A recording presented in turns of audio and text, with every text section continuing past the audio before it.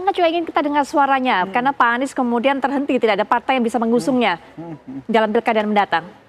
Iya, Pak Anies sendiri sampai hari ini masih optimis ya, karena tadi seperti yang disampaikan Mas Seno juga dan berbagai macam survei bilang bahwa Pak Anies itu salah satu yang diinginkan sama masyarakat Jakarta gitu. Kalau kita bicara bahwa survei adalah gambaran dari aspirasi masyarakat gitu. Betul.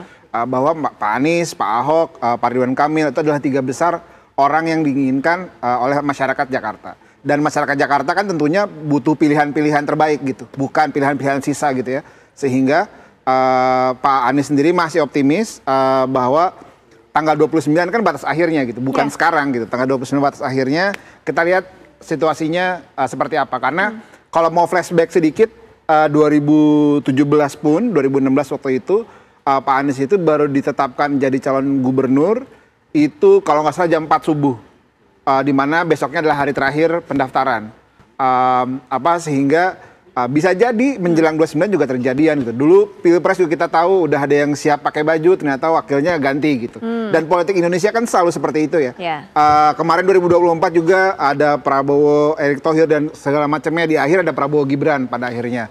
Ada Anies Ahaye, di akhirnya Anies Muhaimin gitu. Jadi politik Indonesia itu sangat dinamis dan Pak Anies masih tetap optimis bahwa tanggal 29 itu batas akhirnya. Nah, nanti setelah tanggal 29, kalaupun misalnya maju atau tidak maju gitu, ya itu kita bisa bicarakan berikutnya. Tapi sampai hari ini Pak Anies ketemu masyarakat masih antusias, masyarakat masih berharap gitu, dan mungkin reaksi-reaksi di media sosial gitu ya, ketika ada deklarasi dan segala macamnya, statement-statement publik itu kan juga ada keengganan gitu, ada kayak masyarakat tuh nggak bayangin kok kita cuma dapatnya pilihan sisa sih gitu. Ada RK, ada Pak Suswono, sekarang udah deklarasi, ada calon independen yang tadi sempat disampaikan juga ada masalah di mana kok bisa anaknya Pak Anies KTP-nya itu nggak masuk di akal sih kira-kira gitu. Masa ayahnya mau jadi calon gubernur tiba-tiba, kan calon independen itu kan, saya waktu punya pengalaman juga nyari calon independen, kan harus isi formulir sendiri, tanda tangan basah gitu. Kok bisa anaknya Pak Anies gitu ngisi formulir dan tanda tangan basah untuk dimajukan ke sana. Dan itu kan juga penting bahwa jangan sampai suaranya masyarakat Jakarta nih gitu, di mana ada aspirasi yang sangat besar, itu jadi nggak nyambung sama kepentingan elitnya gitu. Itu kan juga yang jadi, lalu buat apa partai politik itu ada kalau bukan buat agregasi kepentingan masyarakat kira-kira itu. Nah itu yang ditunggu juga kayaknya 29 ini jadi hal-hal yang bikin deg-degan kita semua. Apakah situasi-situasi yang pernah terjadian kemarin itu kejadian lagi? Atau mungkin seperti menunggu seperti dikatakan oleh Mas Hensat, ada memberikan posisi kepada Mas Kaisang, kemudian ada partai juga yang bisa balik kanan dan juga memberikan dukungan kepada Pak Anies begitu. Nah kalau itu saya nggak bisa berkomentar ke arah situ, tapi kita yakin tikungan-tikungan di politik Indonesia itu selalu kejadian. Tikungan-tikungan di detik-detik akhir, terus tiba-tiba berubah segala macam tuh kocokannya selalu adalah, dan itu dari 2017, 2019, 2024 kejadian, kita lihat aja nanti.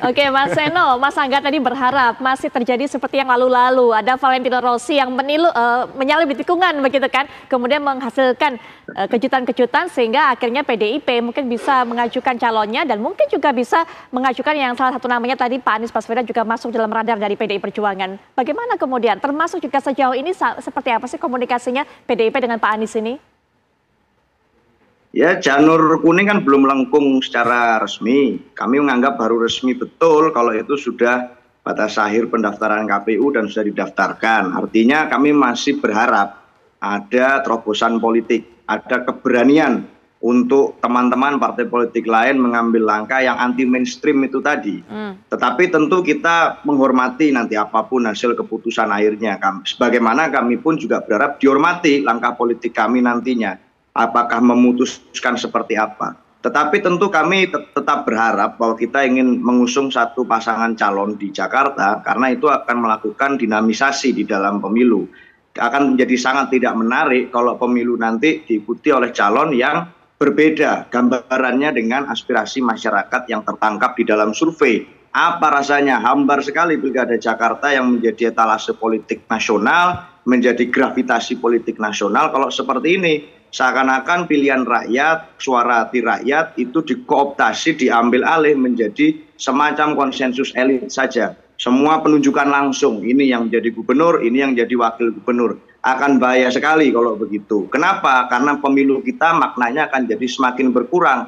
Maka komunikasi intensif hari ini terus kami lakukan dengan semua pihak. Dengan Pak Anies secara informal tentu itu sudah lama terjadi. Sejak Pilpres 2024 kita punya concern yang sama tentang nepotisme, tentang pemilu yang harusnya lebih baik, tentang demokrasi substansial, bukan sekedar memenuhi asas prosedural. Kita punya concern yang kurang lebih sama di dalam irisan konteks tersebut. Dan artinya komunikasi informal terus berjalan. Di dalam pemilu pun nama Pak Anies salah satu yang disebutkan oleh DPD PDI Perjuangan Jakarta, sehingga kami godok dengan matang.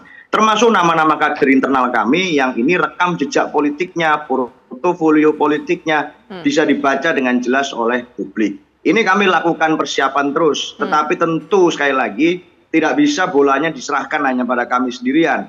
Bagaimanapun Jakarta sangat unik karena tidak ada satupun partai politik yang bisa mengusung sendiri. Harus ada kerjasama politik. Sehingga kami berharap dengan PKB kita komunikasi, dengan teman-teman partai lain yang kita juga komunikasi. Karena bagi kita logika pilkada harusnya beda dengan pilpres, kecuali ada satu extraordinary power yang bisa mereplikasi suasana pilpres di dalam pilkada. Begitu Mbak Putri. Mas Seno berharap, Mas Hensat, masih ada partai yang berani kemudian mengambil langkah anti mainstream dan juga bisa bergabung dengan PDI Perjuangan untuk mengusung calonnya. Memangnya ada, bakal ada seperti itu?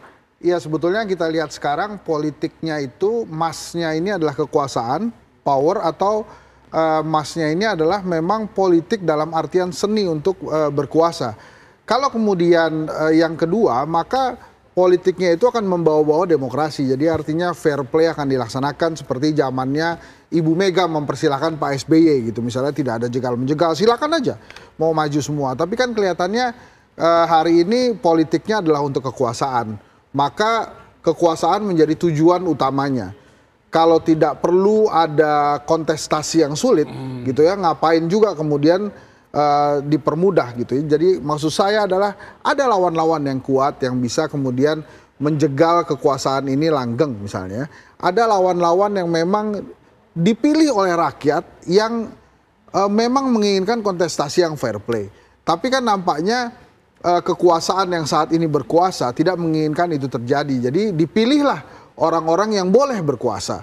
Dan memang tidak salah juga karena undang-undang sudah mengisyaratkan silakan partai politik yang menentukan. Dan partai politik sudah menentukan calonnya sebagian besar ini adalah tokoh yang elektabilitasnya 18%. Gitu ya, melawan tokoh yang independen atau perorangan. Ya itu sudah diputuskan oleh partai politik. Menjadi catatan sejarah, ya akan menjadi catatan sejarah. Makanya saya berkali-kali mengusulkan mungkin kalau nanti setelah selesai pilkada, undang-undangnya diubah aja, ada batasan atas. Jadi nggak semuanya partai politik harus ramai-ramai mendukung sosok tertentu tanpa menyisakan koalisi yang lain. Gitu. Jadi kalau sekarang 20% ya atasnya 45%, sehingga pada suatu saat nanti sorry kita nggak bisa lagi nambah partai koalisi karena sudah 45% berdasarkan undang-undang, Anda harus membuat koalisi yang lain. Tapi kemudian garis bawahnya Mbak Putri Viola, apakah kemudian suara rakyat didengarkan? Didengarkan sebagian lagi ya enggak, 18% didengarkan. Tapi ya lagi-lagi kalau ditanya, ini kan sekarang nih dalam demokrasi ada sebuah jawaban yang sering kali kita dengarkan, yang kami langgar aturan apa?